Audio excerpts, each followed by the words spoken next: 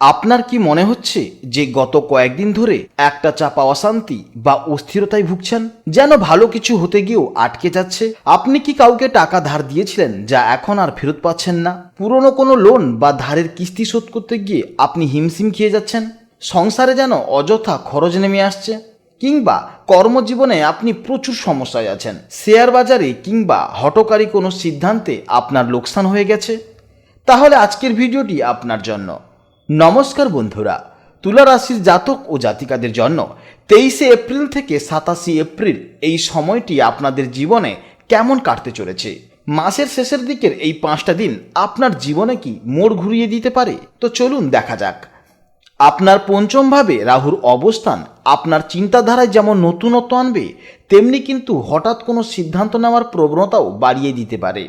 সবথেকে গুরুত্বপূর্ণ পরিবর্তন লক্ষ্য করা যাচ্ছে আপনার ষষ্ঠভাবে, যেখানে শনি, বুধ ও মঙ্গলের এক তীগ্রহী শক্তিশালী যোগ তৈরি হচ্ছে।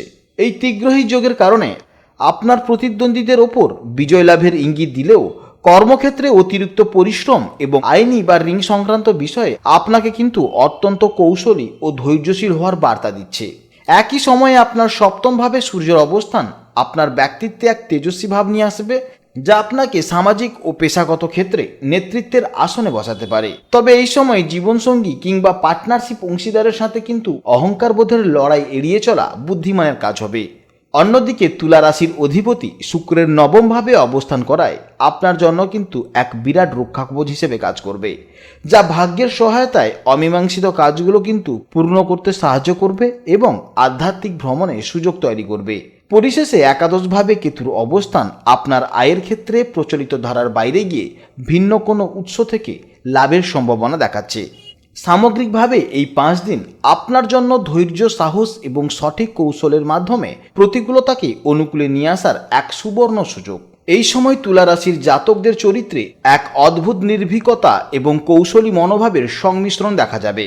ষষ্ঠভাবে শনি, মঙ্গল ও বুধের অবস্থানের কারণে আপনি চারিত্রিকভাবে অনেক বেশি পরিশ্রমী এবং নিয়মনিষ্ঠ হয়ে উঠবেন। আপনার মধ্যে যে কোনো কঠিন সমস্যাকে যুক্তি দিয়ে বিচার করার ক্ষমতা বাড়বে। তবে মঙ্গলের প্রভাবে মেজাজ কিন্তু কিছুটা খিটখিটে বা জেদি হতে পারে। আপনি অন্যায়ের বিরুদ্ধে আপোষহীন থাকবেন এবং শত্রুকে দমানোর জন্য আপনার বুদ্ধিকে অস্ত্রের মতন ব্যবহার করবেন। একই সাথে সপ্তমভাবে সূর্যের উপস্থিতির কারণে আপনার ব্যক্তিত্বে একটি রাজকীয় আভা বা তেজ প্রকাশ পাবে। আপনি যেখানেই যাবেন আপনার উপস্থিতি মানুষের নজরে আসবে। তবে চারিত্রিকভাবে এই সময়ে আপনি কিছুটা আত্মকেন্দ্রিক বা ইগোস্টিক হয়ে উঠতে পারেন, যা আপনার চারপাশের মানুষের সাথে কিছুটা দূরত্ব তৈরি করতে পারে। পঞ্চমে রাহুর প্রভাব আপনার চিন্তাধারাকে প্রচলিত সমাজ ব্যবস্থার বাইরে নিয়ে যাবে। আপনি অনেক বেশি দূরদর্শী এবং উদ্ভাবনী চিন্তার অধিকারী হবেন। আপনার কথা বলার ধরনে এক ধরনের রহস্যময়তা থাকবে, যা মানুষকে আকৃষ্ট করবে।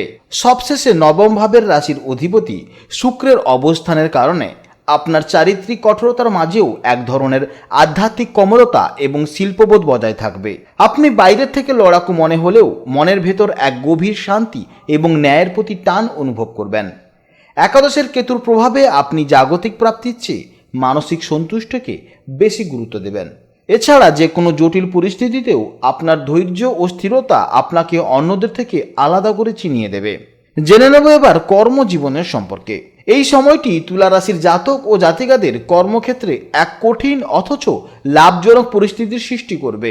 আপনার ষষ্ঠভাবে শনি, মঙ্গল এবং বুধের অবস্থান নির্দেশ করছে যে কর্মক্ষেত্রে আপনার ওপর কাজের চাপ এবং দায়িত্ব কিন্তু বহুগুণ বেড়ে যাবে। এই বিশেষ গ্রহবিন্যাসে কিছু নির্দিষ্ট পেশার মানুষের জন্য উন্নতির কিন্তু দুয়ার খুলে যাবে, বিশেষ করে যারা আইনি পেশায় আছেন কিংবা চিকিৎসা বিজ্ঞান, ইঞ্জিনিয়ারিং বা কারিগরি কাজের সাথে যুক্ত। তাদের জন্য কিন্তু এই 5 দিন অত্যন্ত শুভ। ষষ্ঠ ঘরে মঙ্গলের প্রভাবে পুলিশ, সেনাবাহিনী বা নিরাপত্তারক্ষী কর্মীদের সাহসিকতার জন্য কিন্তু বিশেষ সম্মান পাওয়ার যোগ রয়েছে। এছাড়া তথ্য প্রযুক্তি, গণিত এবং গবেষণামূলক কাজে কিন্তু যারা আছেন তারা বুধ ও রাহুর প্রভাবে নতুন কোনো উদ্ভাবনী দিশা খুঁজে পাবেন। নবমভাবে শুক্রের অবস্থানের কারণে যারা শিল্পকলা, ফ্যাশন ডিজাইন, ট্রাভেল এজেন্সি বা মিডিয়া জগতের সাথে আছেন কিংবা যারা কন্টেন্ট ক্রিয়েশন করে সোশ্যাল মিডিয়াতে আপলোড করছেন, তাদেরও কিন্তু ভালো সময় দেখা যাবে। তার সঙ্গে সঙ্গে বিদেশ সংক্রান্ত কাজ বা যারা ফ্রিল্যান্সিং করছেন তাদেরও কিন্তু ভালো সময় দেখা যাচ্ছে। ব্যাংকিং এবং ফিনান্স সেক্টরের কর্মরত ব্যক্তিদের জন্য সময়টি কিছুটা চাপের হলেও পদোন্নতির কিন্তু নতুন পথ খুলে যেতে পারে। এই রাশির বেকার যুবক ও যুবতীদের জন্য 23 এপ্রিল থেকে 27 এপ্রিলের মধ্যে সময়কালটি হতে পারে এক টার্নিং পয়েন্ট। ষষ্ঠ ঘরে শনি ও মঙ্গলের অবস্থান প্রমাণ করছে যে আপনি অনেক দিন ধরে যে চাকরির জন্য লড়াই করছিলেন সেখানে কিন্তু সাফল্যের খুব কাছাকাছি পৌঁছে গেছেন। এই সময় কোনো প্রতিযোগিতামূলক পরীক্ষায় বসলে ভালো ফল পাওয়ার কিন্তু একটা সম্ভাবনা দেখা যাচ্ছে। পঞ্চমভাবে রাহুর প্রভাবে ইন্টারভিউতে আপনি আপনার বুদ্ধি ও উপস্থিত বুদ্ধি দিয়ে নিয়োগকর্তাদের কিন্তু মুগ্ধ করতে পারবেন। তবে মনে রাখবেন, রাহুর প্রভাব অনেক সময় ভ্রম তৈরি করে, তাই কোনো চাকরির অফার লেটার পাওয়ার আগেই অতি উৎসাহে বড় কোনো সিদ্ধান্ত নেবেন না। যারা টেকনিক্যাল কাজ জানেন বা ফ্রিল্যান্সিং করতে চাইছেন তাদের জন্য কিন্তু নতুন প্রজেক্ট পাওয়ার সুবর্ণ সুযোগ তৈরি হবে। কঠোর পরিশ্রমের মানসিকতা থাকলে এই সময়ের মধ্যেই আপনি কিন্তু আপনার কাঙ্ক্ষিত কর্মসংস্থানের খোঁজ পেতে পারেন। ব্যবসায়ীদের জন্য এই সময়টি মিশ্র সম্ভাবনাময় সময়। সপ্তমভাবে সূর্যের অবস্থানের ফলে আপনার ব্যবসা প্রসারে কিন্তু অনেকটা সাহায্য করবে এবং বাজারে আপনার ব্র্যান্ডের নাম উজ্জ্বল করবে। আপনি যদি খনিজ পদার্থ, ওষুধ বা রাসায়নিক দ্রব্যের ব্যবসা করেন তবে কিন্তু লাভের পরিমাণ উল্লেখযোগ্যভাবে বৃদ্ধি পাবে। তবে ষষ্ঠ ঘরে তিনটি গ্রহ একসাথে অবস্থানের ফলে আপনার ব্যবসায়িক শত্রুরা আপনার ক্ষতি করার চেষ্টা করতে পারে, অথবা কোনো পুরনো আইনি ঝামেলা কিন্তু নতুন করে মাথাচাড়া দিয়ে উঠতে পারে। এই সময় কোনো বড় ধরনের বিনিয়োগ বা কাউকে মোটা অঙ্কের টাকা ধার দেওয়া থেকে বিরত থাকুন। এছাড়া এই সময় শুক্রের প্রভাবে আপনারা যদি ইম্পোর্ট এক্সপোর্টের ব্যবসা করেন কিংবা অনলাইন ব্যবসার সাথে যুক্ত থাকেন তবে কিন্তু বিদেশের ক্লায়েন্টের কাছ থেকে ভালো সাড়া পাবেন। এছাড়া এই সময় যারা পার্টনারশিপ ব্যবসা করছেন তারা কিন্তু অবশ্যই সচ্ছলতা বজায় রাখা কিন্তু আপনাদের অত্যন্ত জরুরি, তা না হলে কিন্তু নিজেদের মধ্যে ঝামেলা লেগে যেতে পারে। জেনে নেব এবার প্রেম জীবন ও দাম্পত্য জীবনের সম্পর্কে।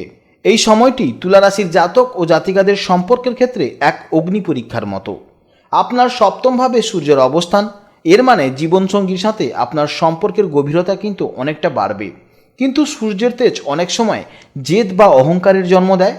এছাড়া ষষ্ঠভাবে শনি, মঙ্গল ও বুধের অবস্থানের ফলে ছোটোখাটো পারিবারিক বিষয় নিয়ে বা পুরনো কোনো অশান্তি নিয়ে স্বামী স্ত্রীর মধ্যে কিন্তু একটা তর্কের সৃষ্টি হতে পারে। মঙ্গল ও শনির প্রভাবে বাকবিতণ্ডা যেন তিক্ততা না পৌঁছায় সেদিকে কিন্তু আপনাকে লক্ষ্য রাখতে হবে। শুক্রের শুভ প্রভাবে ঘরের পরিবেশ মোটের উপর ভালোই থাকবে। বিশেষ করে যারা একসাথে দূরে কোথাও ভ্রমণের পরিকল্পনা করছেন তাদের জন্য কিন্তু সময়টি খুবই অনুকূল। একে অপরের প্রতি নমনীয়তা থাকা এবং ইগো ত্যাগ করাই হবে এই সময় সুখের চাবিকাঠি। অবিবাহিতদের জন্য এই সময়টি প্রেমের নতুন বার্তাবাহক হতে পারে। পঞ্চমভাবে রাহুর উপস্থিতির কারণে আপনি সামাজিক যোগাযোগ মাধ্যম বা ইন্টারনেটের মাধ্যমে কারোর প্রতি আকৃষ্ট হতে পারেন। যারা একাকিত্বে ভুগছিলেন তাদের জীবনে নতুন কারোর কিন্তু প্রবেশ ঘটার প্রবল সম্ভাবনা রয়েছে। তবে শুক্র যেহেতু নবমভাবে আছে তাই এই প্রেম কেবল শারীরিক আকর্ষণে সীমাবদ্ধ না থেকে একটি আধ্যাত্মিক বা মানসিক স্তরে পৌঁছাতে পারে। তবে সতর্ক থাকতে হবে যে রাহুর প্রভাবে আপনি হয়তো কাউকে যতটা ভালো ভাবছেন বাস্তবে কিন্তু তিনি ততটাও না হতে পারে। তাই কাউকে মন দেওয়ার আগে একটু সময় নিন। প্রেম জীবনে এই কয়েকদিন উত্তেজনা বজায় থাকবে, কিন্তু হঠকারী কোনো সিদ্ধান্ত বা গোপনীয়তা বজায় রাখা সম্পর্কের জন্য কিন্তু ক্ষতিকর হতে পারে। যারা অনেক দিন ধরে বিবাহের জন্য উপযুক্ত জীবনসঙ্গী খুঁজছেন তাদের জন্য কিন্তু এই সময়টি বিশেষ আশীর্বাদ স্বরূপ।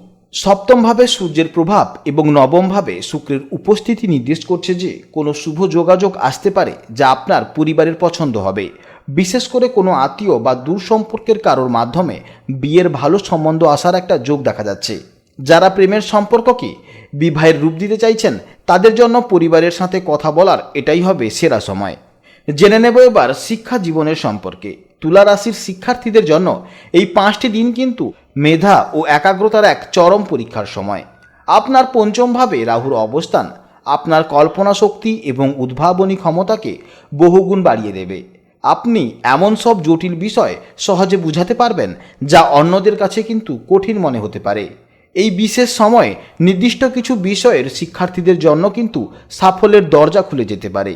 ষষ্ঠ ঘরে মঙ্গল ও শনির প্রভাবে যারা ইঞ্জিনিয়ারিং, চিকিৎসা বিজ্ঞান, সার্জারি এবং প্রতিরক্ষা সংক্রান্ত পড়াশোনা করছেন তাদের জন্য কিন্তু সময়টি অত্যন্ত শুভ।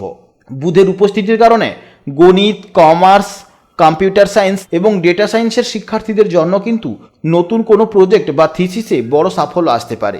এছাড়া পঞ্চমভাবে রাহুর অবস্থানের কারণে গবেষণামূলক কাজ, মহাকাশ বিজ্ঞান এবং কৃত্রিম বুদ্ধিমত্তা বা এআই রিলেটেড নিয়ে কোনো কাজ করছেন, তাদের এই উদ্ভাবনী ক্ষমতা সবাইকে অবাক করে দেবে।